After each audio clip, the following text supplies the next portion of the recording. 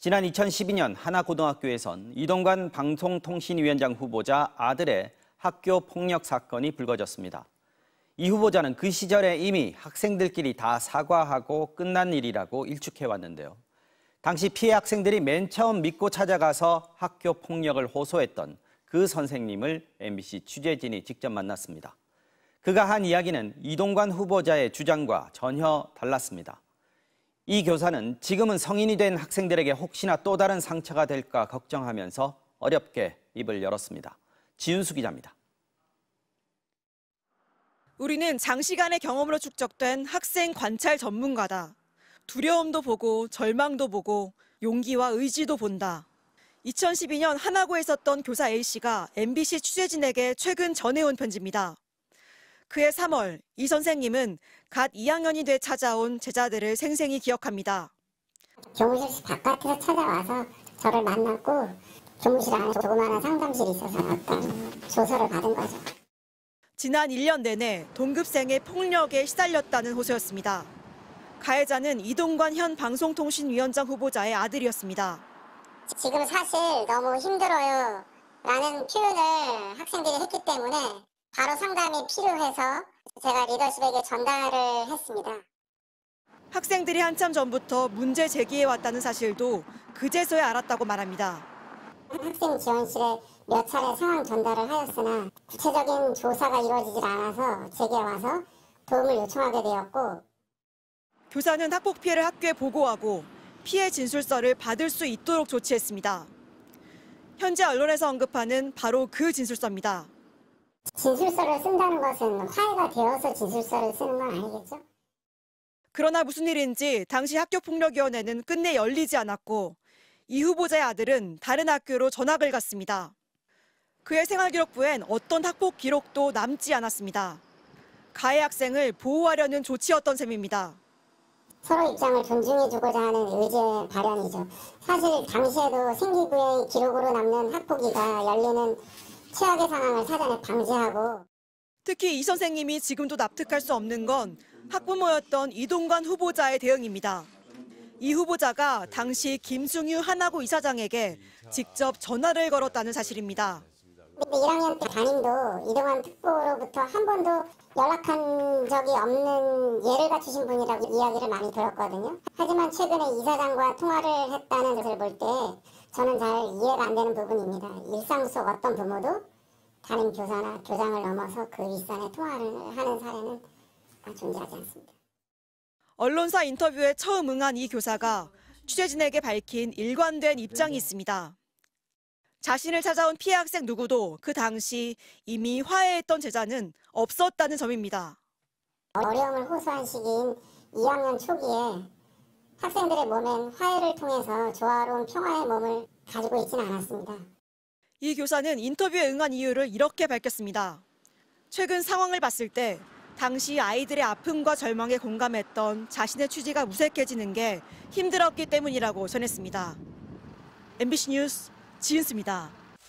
이동관 후보자는 지난 6월 입장문에서 아들이 1학년이던 2011년 학생 B와 상호 물리적 다툼이 있었지만 하나고에서 학폭 사실을 인지한 2012년 이전에 이미 화해한 상황이라고 주장했습니다. 다만 화해했다고 언급한 학생은 현재 1명뿐입니다.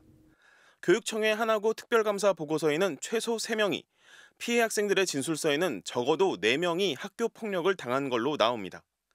최소한 4명 이상입니다. 이 학생들의 숫자는 이미 2015년에 알려졌습니다. 이 후보자는 특히 피해 학생들의 진술서도 문제 삼고 있습니다. 언론에 나온 진술서에는 서명과 작성 날짜도 없으며 정식 진술서가 아니라 효력도 없다는 겁니다. 하지만 당시 작성에 관여했던 교사는 해당 진술서는 틀림없다고 반박합니다. 진술서는 그때 제가 봤던 진술서랑 동일합니다. 이동관 후보자는 입장문에서 학폭위 없이 선도위원회 결정으로 아들이 전학 간 조치가 중징계에 해당한다고 주장했습니다. 하지만 정작 하나고는 선도위원회가 열린 적이 없다는 해명을 내놨습니다.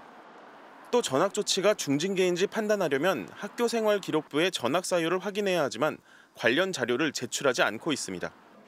당시 개정된 학교폭력예방법은 학폭 사실을 신고받거나 보고받은 경우 학폭위 개최를 의무로 규정한 상태. 하지만 학교 측의 미흡한 조치에 교사들이 교무회의에서 반발할 정도였습니다. 교장이 막 만류하고 덮고 가자는 식으로 회의 때 그렇게 해가지고 뭐 고성이 오고 가고 그랬었기 때문에 뭐 그런 사건이 있었던 건 확실해요. 2달 전 입장문을 공개한 이후 수많은 반박과 추가 의혹이 나왔지만 이동관 후보자는 침묵으로 일관하고 있습니다. 제대로 된 해명은커녕 소명을 위한 자료 요청 요구조차 사생활을 핑계로 모두 거부하고 있다. 이 후보자 측은 오는 18일 열리는 인사청문회에서 이 후보자가 모든 사안을 직접 설명할 예정이라고 밝혔습니다. MBC 뉴스 전동혁입니다. 어제 이동관 특보가 자녀 학교폭력 의혹에 대해 내놓은 입장문. 학교 선도위원회가 퇴학 다음 무거운 징계인 전학 조치를 내렸다고 했습니다. 그러나 하나고의 해명은 달랐습니다. 오늘 하나고는 학생 선도위원회가 개최된 사실이 없으며 이에 따라 관련 자료 또한 없다고 답변했습니다. 선도위를 열지 않고 징계 차원에서 강제 전학시켰다는 설명입니다.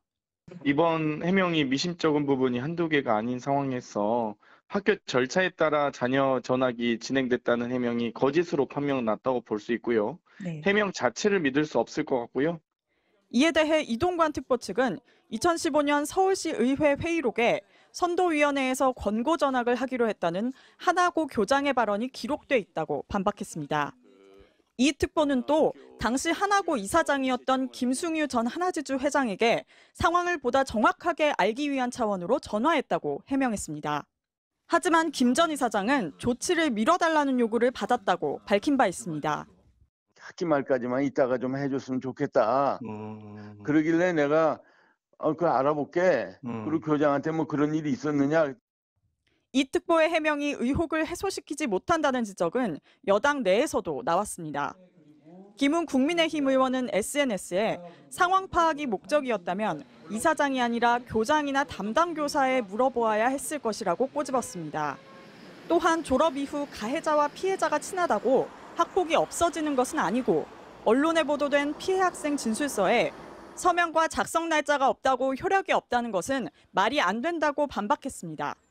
그러면서 모순되고 근거가 부족한 해명을 하는 사람을 중요 공직에 앉히는 것은 문제가 있다고 분명히 했습니다. MBC 뉴스 이혜리입니다.